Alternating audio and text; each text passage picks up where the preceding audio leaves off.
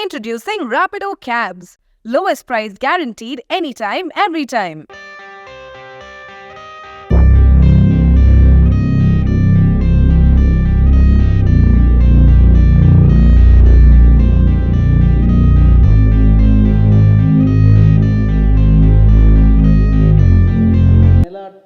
రెండు నెలల క్రితమే అనుకుంటాను మేము ఇదే వేదికలో వారికి ఆశీర్వదించడం జరిగింది. జనం అనే సినిమాని ప్రజల్లోకి తీసుకెళ్ళి జనంలో మంచి సినిమాగా పేరు తెచ్చుకొని వెరీ షార్ట్ టైం ఒక నిర్మాతగా ఒక దర్శకుడిగా ఉన్న వారు ఇంకొకరికి దర్శకుడిగా అవకాశం ఇవ్వడం అనేది రామ్ చచ్చా గారు చెప్పినట్టు నిజమే గ్రేట్.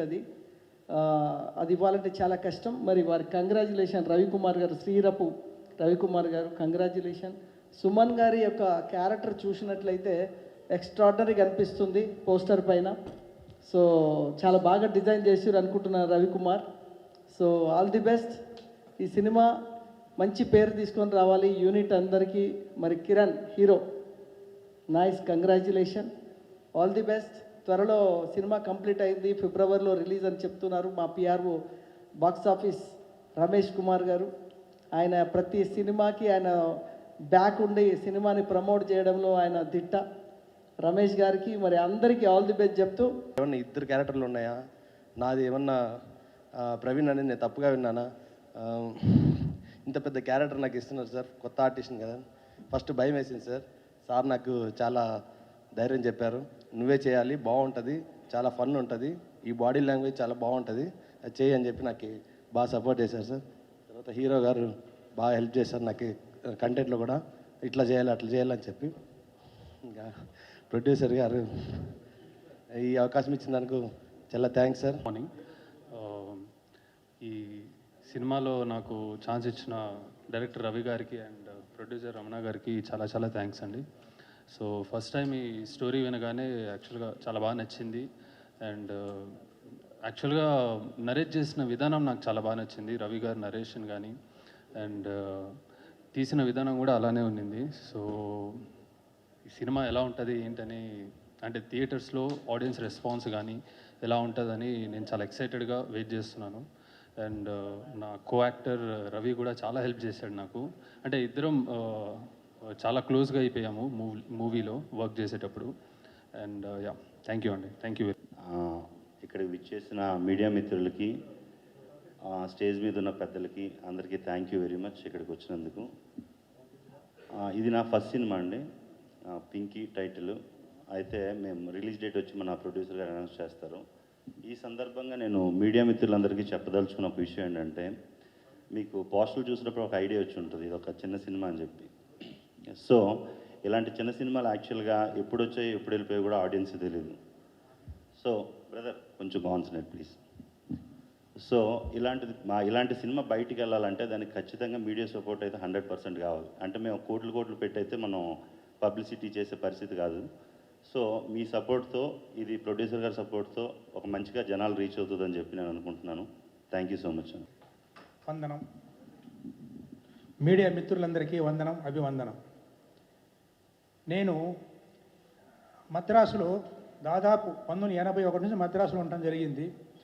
అక్కడ నేను పెద్ద వారితో పరిచయాలు ఉన్నాయి, కానీ ఒక డైరెక్టర్ కోసం అక్కడ పడే అవస్థలు ఏంటో నేను ప్రత్యేకంగా చూడటం జరిగింది. అందువల్ల నేను నిర్మాత అయినప్పటికి కూడా నేను జరిగిన కథ అనేటువంటి 2022 ఒక సినిమా రిలీజ్ చేయడం జరిగింది, మంచి హిట్ అయ్యింది. అలాగే జనం 1 మొన్న అది మంచి IMDb కూడా 8.9 మంచి మార్కెట్లో మంచి హిట్ సినిమాగా వచ్చేసింది. అంటే ఒక ఆదర్శ భావాలతోటి సినిమా తీస్తే అది జనం చూస్తారా లేదా అనేటువంటి ఒక అనుమానాన్ని మాకు చాలామంది చెప్పడం జరిగింది. అయినా కూడా నేను ధైర్యం చేసి మా టీ కృష్ణ వాళ్ళందరితో మేము తిరిగి అప్పుడు చేసిన రోజులు కాబట్టి అలాంటిది ఒక సినిమా చేయటం, ఆ సినిమాని ప్రేక్షకులు ఆదరించటం చాలా ఆనందంగా ఉంది.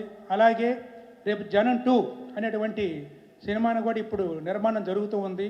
జనం పార్ట్ 1 అయిపోయింది, పార్ట్ 2 ఆ సినిమాని రేపు పింకీ ఫిబ్రవరి 1st వీక్ రిలీజ్ చేయాలనుకుంటున్నాం. అది రిలీజ్ అయిన వెంటనే ఫిబ్రవరి ఎండింగ్ కానీ మార్చి కానీ ఆ సినిమాను కూడా మా ఆత్మీయులు మా రామ్ సత్యనారాయణ గారు ఆ సినిమాలో ఒక ముఖ్యమంత్రి పాత్ర వేస్తూ ఉన్నారు. ఆయన ఆయన ఒప్పుకున్నందుకు చాలా గర్వంగా ఉంది మాకు. ఆ ముఖ్యమంత్రి పాత్ర వేస్తున్న అలాగే మా ప్రసన్న కుమార్ గారు వీరందరితో కూడా ఈ నెల 20వ తారీఖు మన టీజరు రిలీజ్కి కానివ్వండి మాకు కంటిన్యూగా రావాల్సిందిగా మేము వేదిక ముఖంగా కోరుకుంటూ ఉన్నాం.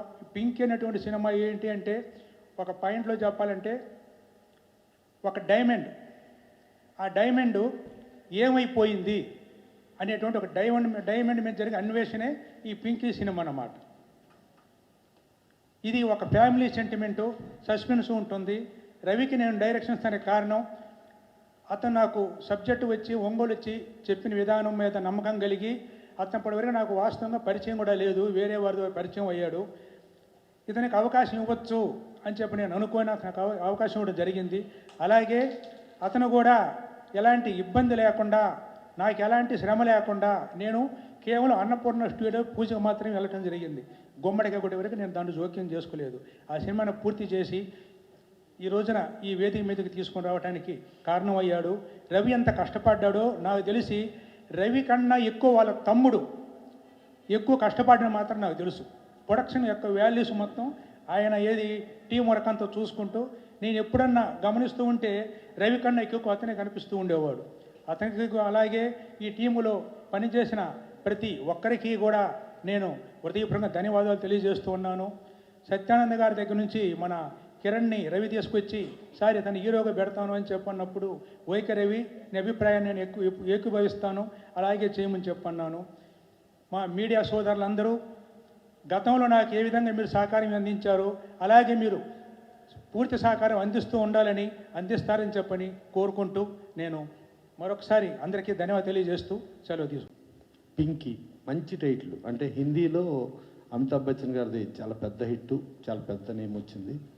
అలాగే కన్నడలో పింకీ హెల్లి అనే ఒక సినిమా ఇండియన్ పనోరమాలో సెలెక్ట్ అయ్యి ఇంటర్నేషనల్ ఫిల్మ్ ఫెస్టివల్ గోవాలో కూడా స్క్రీనింగ్ జరిగి వరల్డ్లో నెంబర్ ఆఫ్ ఫెస్టివల్స్లో హైయెస్ట్ అవార్డ్స్ తీసుకున్న సినిమా కన్నడలో పింకీ హెల్లి. ఆ పింకీ అనేది చాలా గొప్ప టైటిల్. అంటే మన ఇళ్లల్లో చాలామంది పిల్లలకు కానీ లేకపోతే చాలా రకరకాల పెట్ డాగ్స్కి కానీ లేకపోతే డైమండ్స్కి కానీ అన్నిటికీ ఉండే వాడుక పదం పింకీ. అంటే టైటిల్ ఎప్పుడు కూడా క్యాచీ టైటిల్ ఉంటే ఫస్ట్ హిట్లో అదొక 25 to 30% అది తీసుకుంటుంది. సో అలాంటిది చేశారు. అలాగే పసుపులేటి వెంకటరమణ గారు 2 సినిమాలు చేసి ఇది 3వ సినిమా చేస్తూ ప్లస్ 4వ సినిమా అండర్ ప్రొడక్షన్లో ఉండి, అంటే ఆయనకి పెద్ద పెద్ద సినిమాలు చేయగలిగే కెపాసిటీ ఉన్నా కూడా ఆయన ప్యాషనేట్గా ఒక డైరెక్టర్స్ ఇక్కడ ఉన్న చిన్న చిన్న టెక్నీషియన్స్ పడే ఇబ్బందులు చూస్తూ ఆయన చిన్న సినిమాలు చేయటం అనేది డెఫినెట్గా చెప్పాలంటే ఇండస్ట్రీ పరంగా ఒక అదృష్టం. ఇట్లాంటి వాళ్ళు రావాలి, ఇట్లాంటి వాళ్ళు వస్తేనే ఇండస్ట్రీ బాగుంటుంది.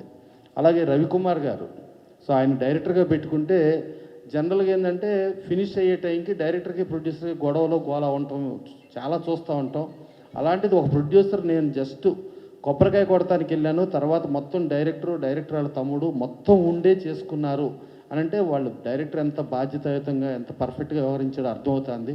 వాళ్ళ తమ్ముడు వాళ్ళ ఫ్యామిలీ పరంగా వాళ్ళు ఎంత సపోర్ట్ చేశారు అనేది అర్థమవుతూ ఈ ఇవాళ దీనిలో ప్రొడ్యూసర్ డైరెక్టర్ని మెచ్చుకుంటున్నాడు అని అంటే డెఫినెట్గా ఇలా మెచ్చుకునేటట్టు ఉంటేనే ఇండస్ట్రీ. ఒకప్పుడు పాతకాలంలో ఆ పద్ధతిలో ఉండేది. మనకు దొంగరాముడు సినిమా అప్పుడు డైరెక్టర్ కేవీ రెడ్డి గారి రెమ్యునరేషన్ ₹1,00,000, అక్కినే నాగేశ్వరరావు రెమ్యునరేషన్ ₹20,000. అప్పుడు 6 లక్షల్లో సినిమా తీస్తానని 6,25,000 చేస్తే అప్పుడు కేవీ రెడ్డి గారు నాకు 1,00,000 వద్దండి, నా ఆ 25,000 తగ్గించి 75,000 ఇవ్వండి అనేది ఒక సిస్టమేటిక్ పద్ధతిగా ఉండే ఆ రోజుల్ని మళ్ళా గుర్తు చేస్తూ ఇవాళ ఈ డైరెక్టర్ వ్యవహరించిన విధానం ఆ పద్ధతిలో ఉంది. అలాగే హీరో చూస్తూ ఉంటే అతన్ని ఒక షేప్లో చూస్తే విజయ్ ఆంటోనీ లాగా ఉన్నాడు, ఒక షేప్లో చూస్తే అరుణ్ విజయ్ లాగా ఉన్నాడు. ఆ ఫీచర్స్ ఉన్నాయి, ప్లస్ వాళ్ళిద్దరికంటే మంచి హైట్ ఉన్నాడు. డెఫినెట్గా ఫ్యూచర్ చాలా ఉండి అతను సక్సెస్ఫుల్ హీరోగా అవుతాడు అనుకున్నాం.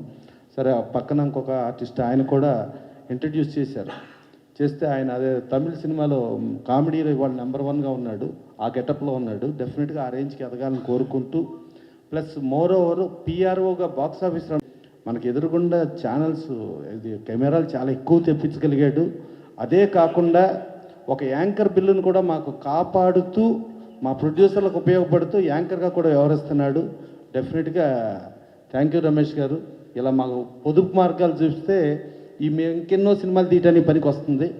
సో ఇట్టా ఈ సినిమా సక్సెస్ అయితే ఇంకెన్నో సినిమాలు చేయగలిగిన పసుపులేటి వెంకటరమణ గారు కనీసం ఇలాంటివి మళ్ళీ గౌక్కుని ఏదో పెద్దయ్య అని అనుకుండా ఇలా చేస్తూ ఎంతోమంది ఆర్టిస్టులకి టెక్నీషియన్స్కి వాళ్ళందరికీ కూడా ఒక లైఫ్ ఇస్తూ ఇట్టా ఒక 100 సినిమాలు పూర్తి చేయాలని మనస్ఫూర్తిగా కోరుకుంటూ ఈ సినిమా మంచి సక్సెస్ అవ్వాలని, ఇలా సక్సెస్ అవ్వటానికి మీడియా ప్రధాన పాత్ర డెఫినెట్గా మీడియా ప్రమోట్ చేసి చేయాలని చెప్పి కోరుకుంటూ ఈ రాబోయే సంక్రాంతి కానీ రాబోయే రిపబ్లిక్ డే శుభాకాంక్షలు తెలియజేస్తూ అందరూ బాగుండాలి, అందరితో మనం బాగుండాలి అనేది ఇండస్ట్రీ నినాదంగా ఉండాలని కోరుకుంటూ సెలవు తీసుకుంటాం.